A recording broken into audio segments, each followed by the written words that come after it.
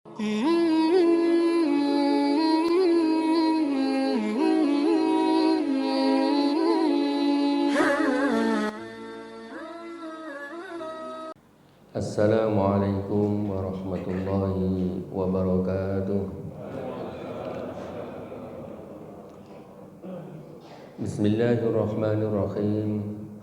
Alhamdulillahi rabbil alamin wa afdhalus salati wa tammut taslim ala habibina al-mustafa Muhammadin rasulillahi sallallahu alaihi wasallam.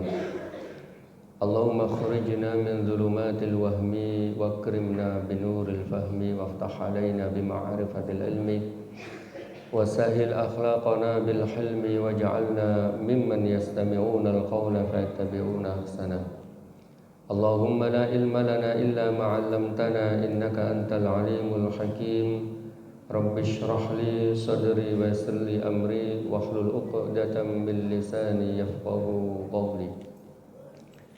Amma ba'du. Hadirin hadirat jamaah salat subuh yang dirahmati Allah. Semoga amal ibadah kita diterima oleh Allah Subhanahu wa taala. Diampuni segala dosa-dosa kita, diberikan ilmu manfaat, rezeki barokah, sehat jasmani dan rohani. Amin ya rabbal alamin. Pagi hari ini kita akan membahas hadis Rasulullah sallallahu alaihi wasallam yang dihimpun oleh Al-Imam An-Nawawi di dalam kitabnya Arba'in Nawawi, hadis yang ke-10, dan hadis ini diriwayatkan oleh Imam Muslim di dalam kitab Sahih Muslimnya beserta syarah para ulama terkait dengan isi hadis tersebut. Hadis itu berbunyi, An Abi Hurairah radhiyallahu anhu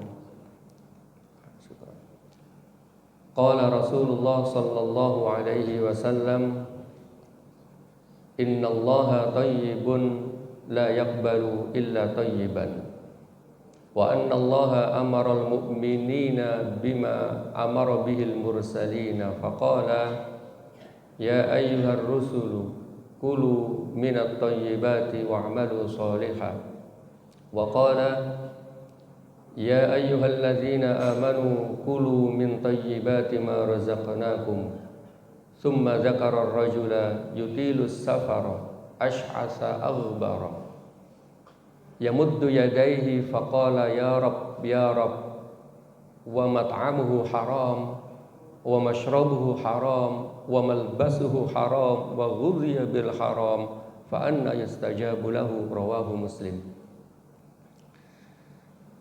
Hadirin yang dirahmati Allah, hadis ini diriwayatkan oleh sahabat Abi Hurairah. Sahabat Abi Hurairah terkenal dengan sahabat yang termasuk sahabat tua dan termasuk di antara yang tua yang paling pandai, karena yang paling dekat dengan Rasulullah sallallahu alaihi wasallam dalam urusan keilmuan. Maka beberapa literatur sejarah menyatakan Abi Hurairah itu mirip posisinya seperti ketua pondok atau ketua ahlus suffah para sahabat yang tinggal di masjid Rasulullah sallallahu alaihi wasallam. Sudah tidak tinggal di rumah lagi, tetapi tinggal di Masjid Nabawi agar mendekat dengan Rasulullah sallallahu alaihi wasallam. Nama beliau banyak sekali, diriwayatkan sampai sekitar 20 nama. Ada Abdurrahman, ada banyak, hampir 20 nama disebutkan. Kenapa hal ini? Karena julukan Abu Hurairah lebih banyak dikenal dan diriwayatkan daripada nama aslinya.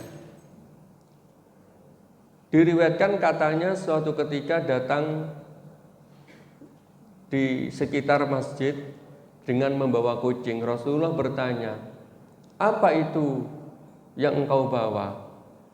Hirratun ya Rasulullah, kucing ya Rasulullah. Kata Rasulullah langsung menyebut, ya Aba Hurairah, wahai bapaknya kucing. Akhirnya para sahabat ikut semua memanggil, hei bapaknya kucing. Sekarang kita kalau dapat julukan dari guru kita,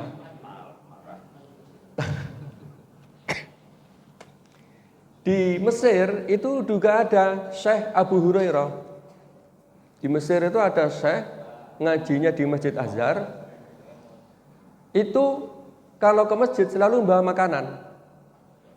Dan beliau ketika datang ke masjid tanpa memanggil kucing, kucing sudah datang sendiri ikut dalam pengajian. Terus diberi makanan di sampingnya. Dikatakan di dalam penelitian, kucing itu adalah hewan yang paling ingat dengan bau keringat orang yang memberi makan. Sama juga paling ingat dengan orang yang pernah memukulnya. Itu kucing. Maka kucing itu kalau di dalam hadis, ya Rasulullah, kucing itu apa sih? Kucing itu adalah makhluk yang hidup di sekitar kalian. Tidak bisa disembelih, tidak bisa dimakan, juga tidak bisa digunakan yang lain. Hanya untuk yang hidup di sekitar kita, itulah kucing. Nah, Abu Hurairah dikenal dengan nama bapaknya kucing, tetapi keilmuan beliau melebihi para sahabat-sahabat tua yang lainnya. Kalau Abu Bakar, Umar bin Khattab, Utsman bin Affan, ini kan terkenal dengan kepemimpinan, terkenal dengan hartanya, terkenal dengan sosok pemberaninya. Tetapi beliau Abu Hurairah terkenal dengan keilmuannya. Beliau hanya menyatakan, saya ini hanya diungguli oleh Abdullah bin Amr bin As, sahabat kecil. Dia bisa jadi lebih banyak meriwayatkan hadis dariku daripada aku, karena dia menulis, aku tidak. Jadi mengakui keunggulan Abdullah bin Amr bin As. Nah, Sayyidina Abi Hurairah ini meriwayatkan hadis yang berbunyi, innallaha thayyibun la yaqbalu illa thayyiban. Sesungguhnya Allah itu baik, tidak menerima kecuali yang baik. Mungkin dalam redaksi lain sering mendengar, innallaha jamilun yuhibbul jamal. Allah itu indah, tidak menerima kecuali yang indah. Apa yang dimaksud baik di sini? Para ulama memberikan syarah. Pertama, thayyibun di sini adalah halalun. Maka Allah tidak menerima kecuali yang halal. Allah itu baik. Artinya baik adalah memiliki kandungan yang halal. Dan Allah tidak menerima kecuali yang halal. Diriwayatkan dalam hadis ada orang berangkat haji, tapi dengan biaya haram, pakaian haram, kendaraannya juga haram. Ketika mengungkapkan talbiyah, labbaik Allahumma labbaik, labbaik la syarika laka labbaik, dalam hadis itu dijawab oleh Allah dengan ungkapan la labbaik wala sa'daik. Enggak ada kamu ucapan labbaik, enggak ada kamu datang. Wong yang kamu bawa adalah haram semua. Itu. Dalam hadis yang lain,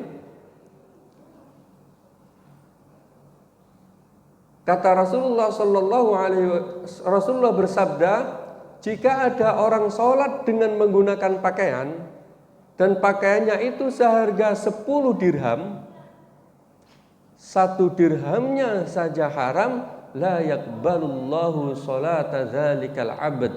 Allah tidak menerima sholat hamba tersebut. Jadi pakaiannya harga 10 dirham, tapi 1 dirhamnya dari barang yang haram, maka Allah tidak menerima sholat hamba tersebut. Pertanyaan fikihnya, apakah kemudian hamba ini terus meninggalkan sholat? Tidak. Walaupun dengan pakaian haram, dia tetap wajib melakukan sholat. Kalau dulu kita di pondok, kan sering pakaian tertukar atau pakaian gosop, sarungnya gosop. Nah, orang yang beribadah dengan pakaian gosop atau dengan pakaian curian, dia sholatnya tetap sah. Tetapi menurut hadis, Allah tidak menerima sholat hamba tersebut, tidak menerima pahalanya. Kewajiban sholat tetap wajib sholat, tetap wajib, tidak bisa tidak. Harus jalan, walaupun dia dengan pakaian yang haram, tetap wajib. Inilah makna dari innallaha thayyibun la yaqbalu illa thayyiban. Yang kedua diberikan arti thayyibun adalah, termasuk Imam Syafi'i memberi arti thayyibun adalah sesuatu yang enak dan bergizi, memiliki kualitas. Allah itu thayyibun, baik, diartikan berkualitas tinggi. Maka Allah tidak menerima kecuali amal yang berkualitas tinggi. Menyetir peristiwa putra Nabiullah Adam, ada Qabil, ada Habil. Yang satu berkorban dengan yang baik, yang satu berkorban biasa. Akhirnya Allah menerima yang baik. Sama ketika makan, itu sebaiknya makan makanan yang terbaik. Sehingga kalau yang dimakan yang terbaik, maka Allah akan menerima kebaikan-kebaikan tersebut. Kalau dalam bahasa fikihnya, kalau orang mau bersedekah, bersedekahlah dari apa yang dimiliki itu yang terbaik, sehingga Allah menerima yang terbaik.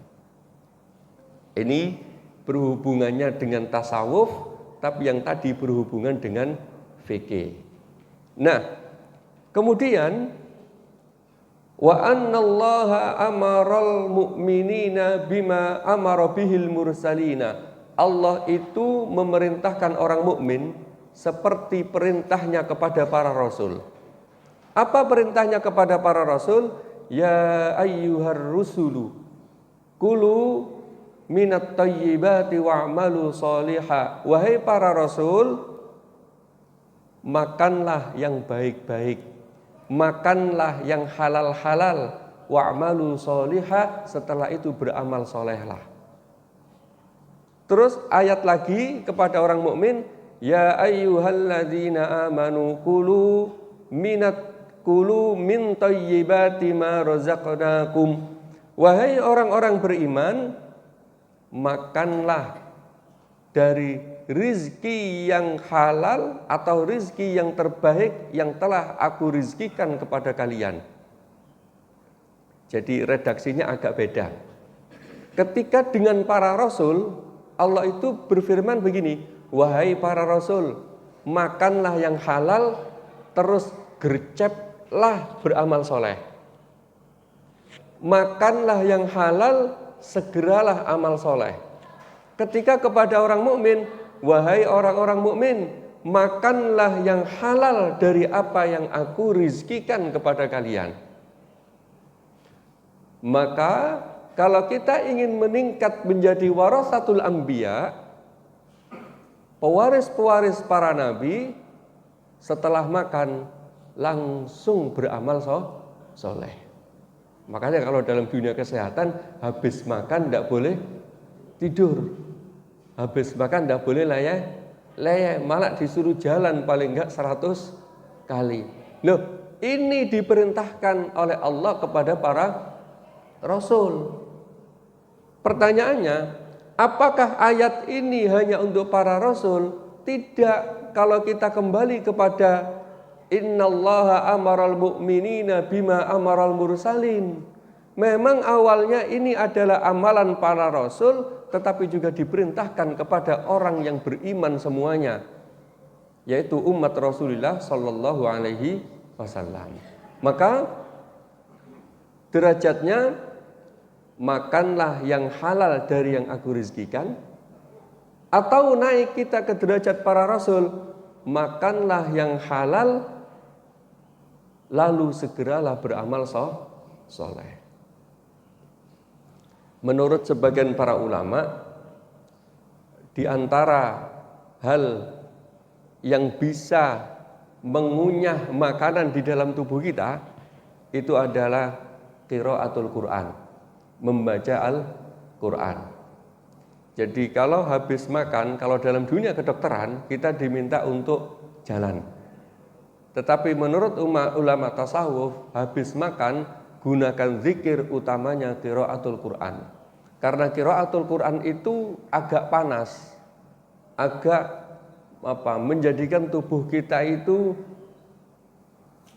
menjadi lebih sadar.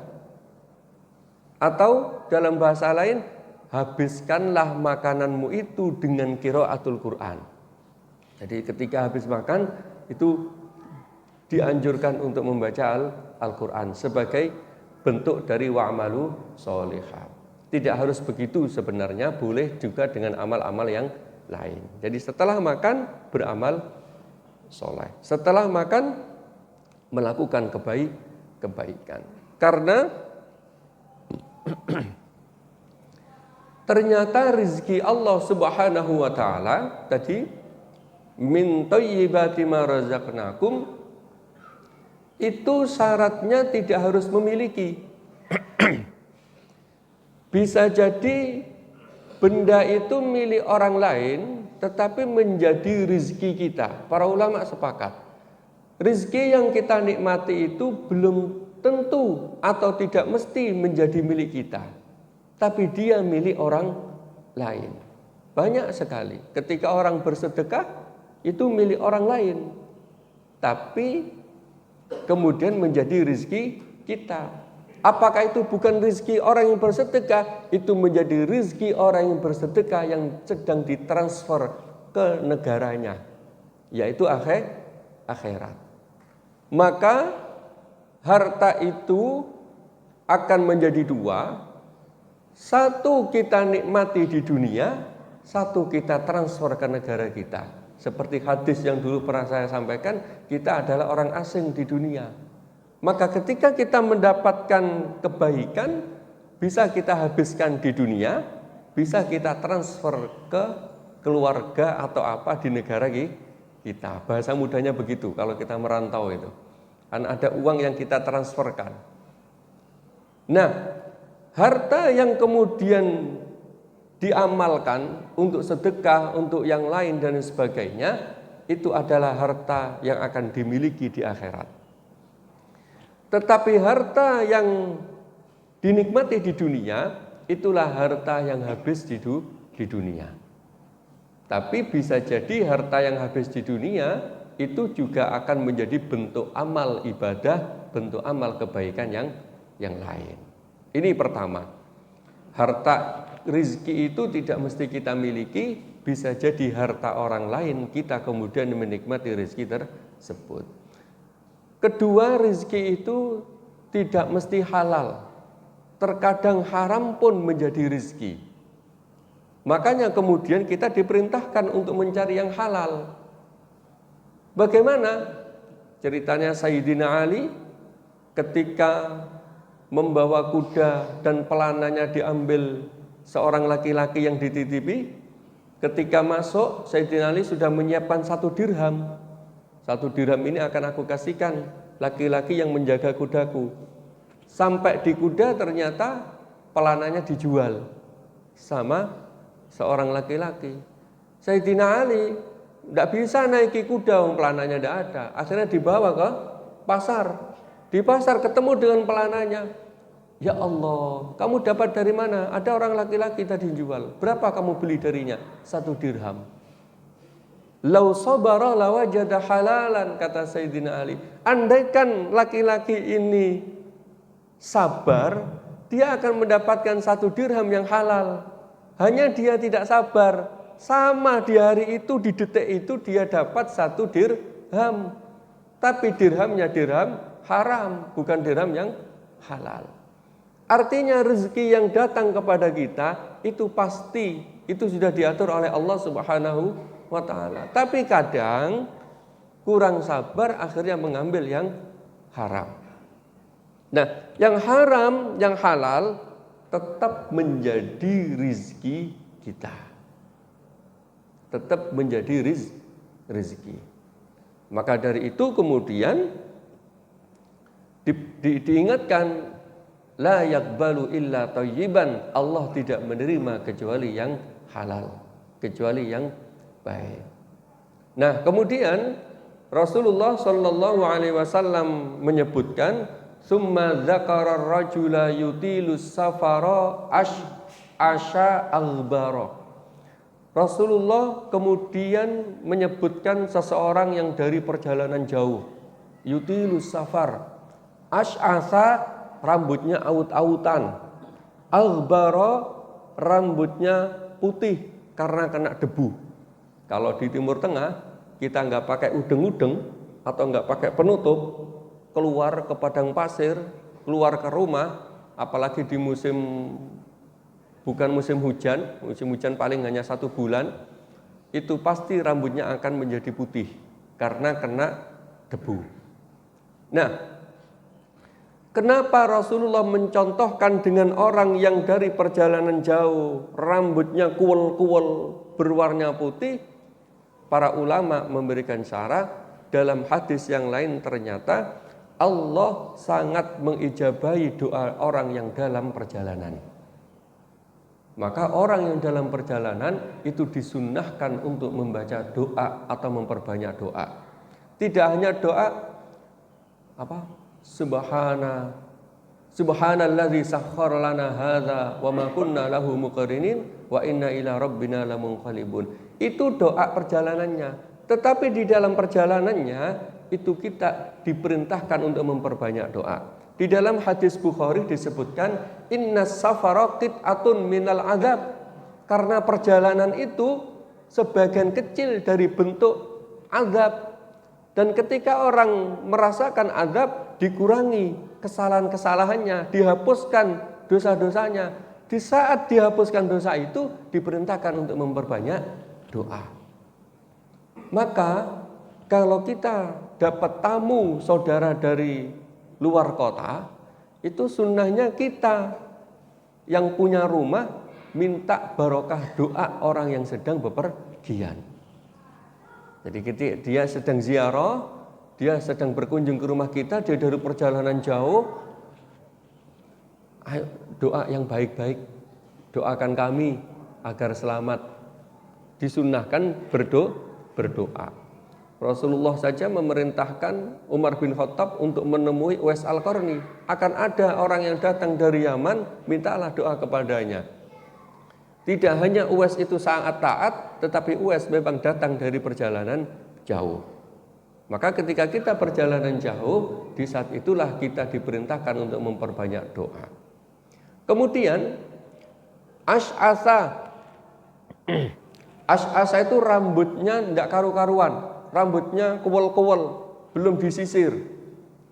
Albaro, rambutnya kena debu, seperti itu. Dalam sebuah hadis, ada orang ash'asa albaro mengetuk pintu hanya untuk meminta sedekah. Lau aqsama 'alallahi la abarrahu. Janganlah engkau hinakan orang seperti itu. Bisa jadi orang yang mengetuk pintu itu, jika ia mengangkat tangan berdoa, Allah akan mengijabahi doanya. Walaupun dia bentuknya ash'asa albaro. Nah, para ulama kemudian, jika kita dalam kondisi ash'asa albaro, kita disunahkan untuk memperbanyak doa. Di antaranya adalah setelah ketika melakukan haji dan umroh. Haji itu coba berapa hari kita nggak menyentuh air, berapa hari kita nggak sisiran, berapa hari rambut kita kena udara terbuka, pasti rambutnya kuwel-kuwel, kelihatan belum mandi, kelihatan ini. Di saat itulah diperintahkan untuk memperbanyak doa. Sama ketika pulang dari kerja, pulang dari tempat kita bekerja, bisa jadi di lapangan, bisa di kantor. pulang ke rumah di saat capek-capeknya itulah jangan nunggu mandi dulu, tapi berdoa dulu kepada Allah, ya Allah, berikanlah keberkahan dari pekerjaanku di hari ini. Sebelum mandi, sebelum sisiran, sebelum bukti bahwasanya kita melakukan yang halal ini, kita berdoa menghadap kepada Allah. Tidak harus formal, artinya tidak harus dengan sholat sambil duduk, tapi ingat kepada Allah, ya Allah, hari ini loh aku bekerja untuk mencukupi kebutuhan keluarga, ya Allah, berkeliling ke sana kemari, ya Allah, kondisiku saat ini capek, terimalah amal kebaikanku ini, ya Allah. Dari dalam kondisi masih belum bersih-bersih, sampai di rumah itu disunnahkan untuk memperbanyak doa. Asy'asa al-bara, masih belum rapi dan banyak debu. Kemudian yamuddu yadaihi, seorang rajul ini yamuddu yadaihi, mengangkat tangannya. Di dalam hadis, innallaha hayyun, sesungguhnya Allah itu malu ketika ada seorang hambanya yang mengangkat tangan kemudian tidak diijabahi. Pasti diijabahi. Maka hadis mengangkat tangan dalam berdoa itu mutawatir. Tidak ada yang namanya mengangkat doa kemudian mengangkat tangan dalam berdoa kemudian bid'ah, itu tidak ada. Yang bid'ah itu, yang ada mengatakan bid'ah adalah doa bersama-sama. Tapi ada yang mengatakan boleh karena mengambil sikap Rasulullah ketika haji. Labbaik Allahumma labbaik, labbaik la syarika laka labbaik. Itu kan zikir bersama. Nah, itu boleh. Kalau mengangkat tangan, sepakat para ulama hadisnya mutawatir dan boleh. Nah, mengangkat tangan ada beberapa redaksi. Satu, Rasulullah itu mengangkat tangan begini. Diangkat tangannya ke atas begini. Telapak tangannya menghadap ke atas dan ketiaknya kelihatan, terutama di waktu Arafah atau haji. Jadi mengangkat tangannya begini. Atau di Yaumul Istisqa, salat minta turun hujan. Ini riwayat pertama. Riwayat kedua, Rasulullah mengangkat tangannya begini. Jadi punggungnya ini menghadap ke kiblat. Jadi punggungnya menghadap ke kiblat. Riwayat yang lain begini, tapi telapaknya dihadapkan ke atas. Karena apa? Biar apa? Karena ini menghadap ke langit, dianggap langit itu tempatnya Allah. Dianggapnya begitu, tetapi tidak mesti kan? Artinya satu begini, satu begini. Riwayat yang sampai kepada kita, yang diajarkan oleh orang tua kita yang begini. Punggungnya menghadap ke tanah. Menghadap ke tanah dan ini menghadap ke langit. Yang begini biasanya orang Arab banyak yang begini doanya. Dan ini tangannya menempel. Nah, kalau kami dulu masih kecil, takut itu jatuh, ini yang kecil pun ditutup begini. Nah, ada. Riwayat yang ketiga, Rasulullah mengangkat tangannya pada saat doa begini. Jadi hanya dengan satu tangan, satu telunjuk, menunjukkan Allah yang Maha Satu, Maha Esa, tidak bisa dibandingkan dengan siapapun. Maka riwayat mengangkat tangan ada tiga, satu begini, satu biasa begini, yang satu diangkat begini. Yang begini ada dua, begini atau begini. Ini dan riwayat ini ada di dalam hadis-hadis Rasulullah Shallallahu Alaihi Wasallam. Kemudian rajul ini memanjangkan tangan dan mengucapkan ya Rabb, ya Rabb. Kata para ulama, ketika kita memohon kepada Allah, disunahkan memanggil Allah dengan kata ya Rabb. Karena apa? Di dalam Al-Quran tidak ada satu doa pun yang diawali dengan Allahumma. Semuanya dengan Rabbil firli wali walidayya warhamhuma kama rabbayani shaghira. Rabbi inni bima anzalta ilayya min khairin faqir. Rabbi Rabbana Rabbana ighfir lana wa li ikhwanina alladzina sabaquna bil iman. Semuanya menggunakan Rabbi atau Rabbana. Maka ketika memohon kepada Allah disunahkan menggunakan redaksi Rabb. Kenapa? Ada bedanya antara Allah dengan Ar-Rabb. Allah itu yang maha menciptakan, Ar-Rabb adalah Allah yang maha mengatur alam semesta, mengatur hamba-hambanya. Artinya ketika sudah mengatakan ya Rabb, itu sudah pasrah. Pokoknya panjenengan yang mengatur ya Allah. Pokoknya panjenengan yang mengatur. Ya Rabb, ya Rabb. Orang ini, syarat-syarat orang berdoa itu pasti diterimalah.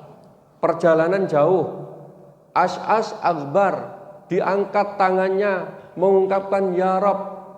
Tapi disebutkan wa mat'amuhu haram, makanannya haram. Wa mashrabuhu haram, minumannya haram.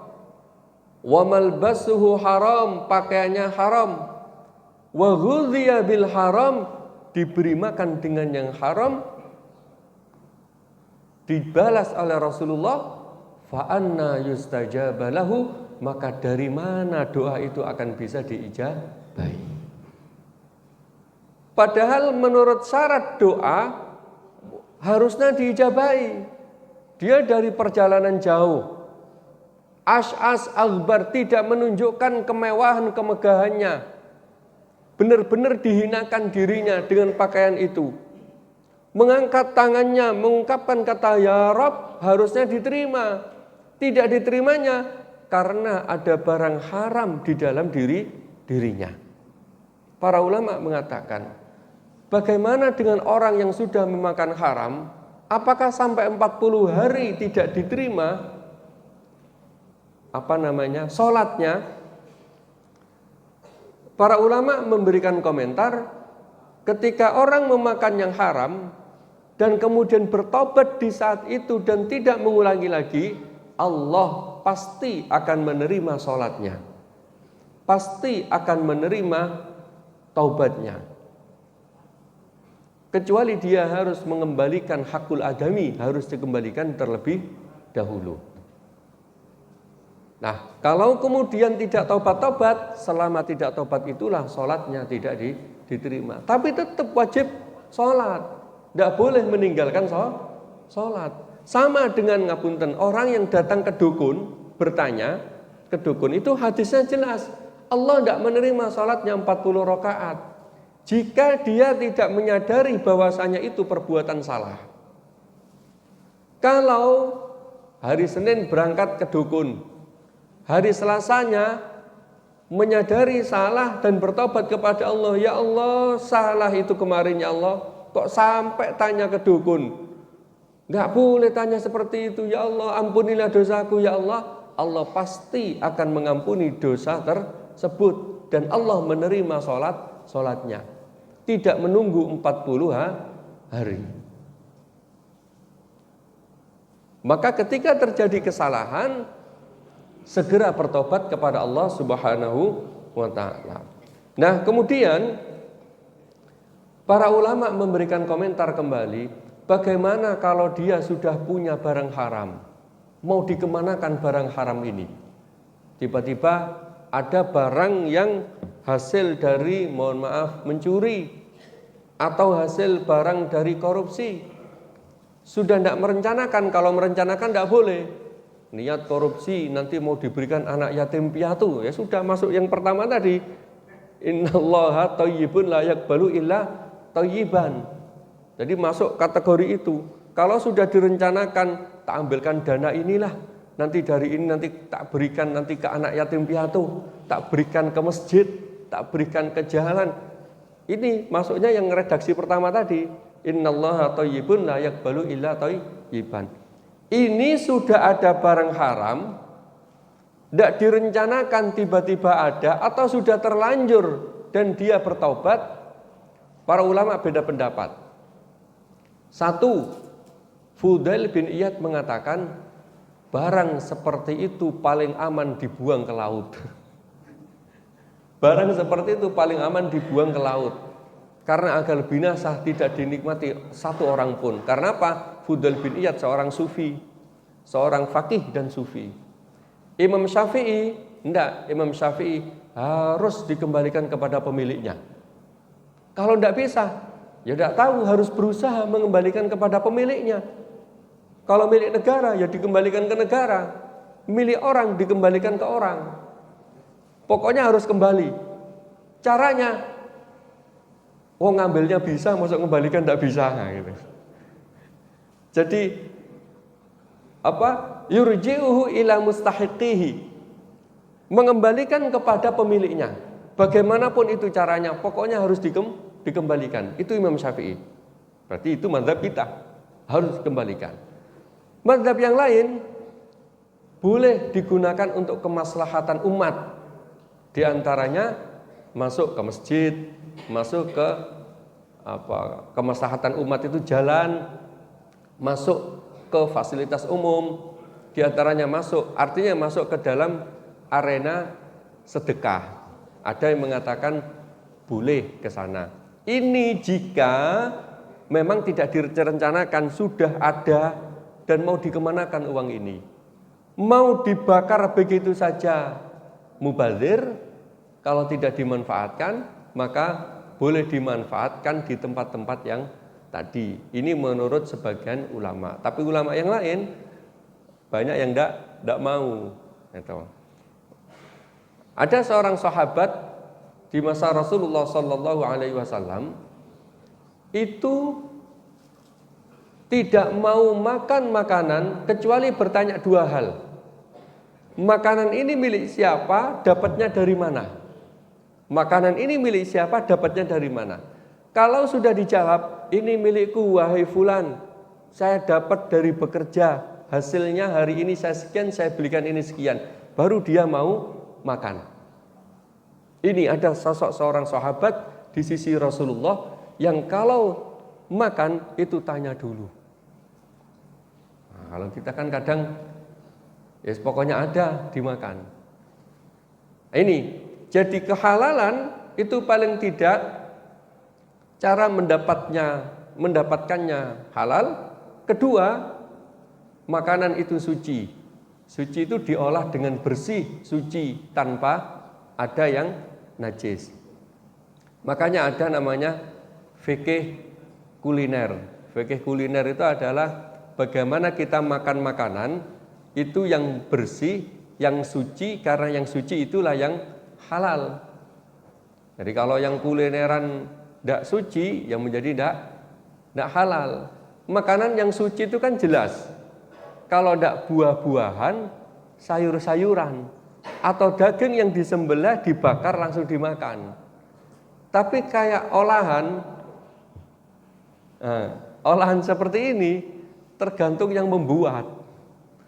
Kalau yang membuatnya menjaga kesucian, ya menjadi halal. Kalau tidak menjaga kesucian, anaknya habis ngompol, ganti popok, lupa nggak cuci tangan, wassalam sudah, vitamin C masuk ke semuanya. Ya memang kita tidak kena taklif yang makan, kita tidak tahu, yang menanggung dosanya yang membuat makan.